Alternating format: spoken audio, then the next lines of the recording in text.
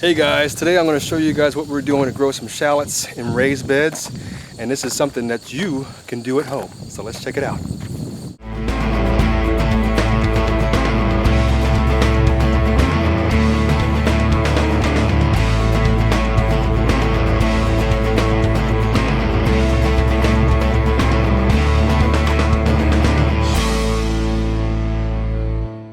So what you're looking at here is our raised beds section, and we have it next to our low tunnel. That's not the high tunnel you guys have seen in the past. That's a low tunnel that we also use for tomatoes and different things. We also actually have figs growing in there as an experiment. But today what I wanted to show you guys is the raised beds, some of the raised beds that we have and what we're growing on them. Now these raised beds are about 4 feet wide, and I would say probably around 14, 15 feet long. These right here we have are onions growing, specifically shallots. And one thing I want to point out to you guys is that when you're building a raised bed, make sure you don't build it too wide, because you want to make sure that you can reach. So I'm on one end, right? And then you want to be able to reach all the way towards at least the center of the tomato plant, or I'm sorry, the raised bed. Because if let's say you do 6 feet wide, you're not going to be able to reach the middle, and then next thing you know, you're going to be having to step into the raised bed, which you preferably do not want to do. Now we spaced out these pretty nicely, roughly about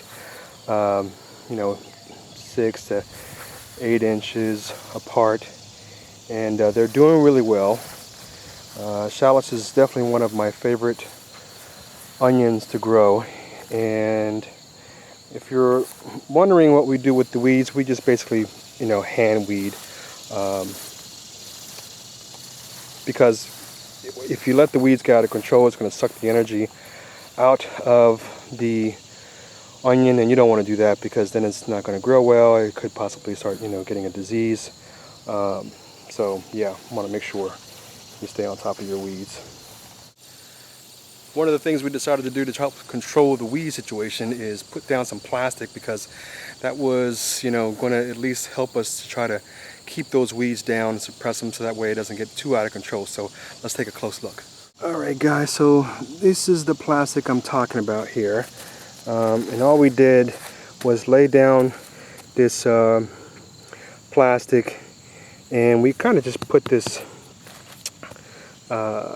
this is just recycled, I wouldn't even say recycled, this came from a construction site that, they just throw away pieces of drywall, and we just kind of put it there just to, weigh this down so the plastic would not come up, as opposed to, putting down the plastic and then throwing the dirt over top of it. But it does a pretty good job, because what we did was we laid the whole entire plastic all the way to the end, and then we started punching holes into the plastic to put the balls of the onions into the ground. So as you can see, we did a lot of harvesting here already, but some of these are still doing pretty good, and as you can see, there's still plenty to harvest in time. And we also did some garlic on one of the other beds.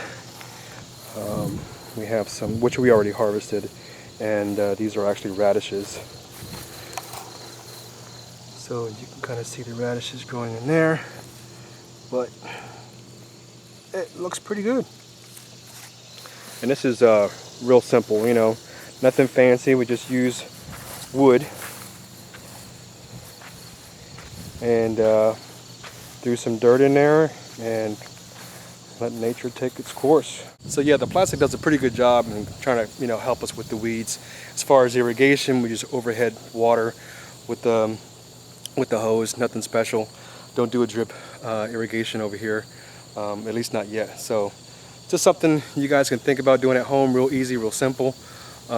Just make sure you you read your instructions in terms of your zone, your particular area, when is the best time to plant in the ground, how long it takes to before you actually can start harvesting.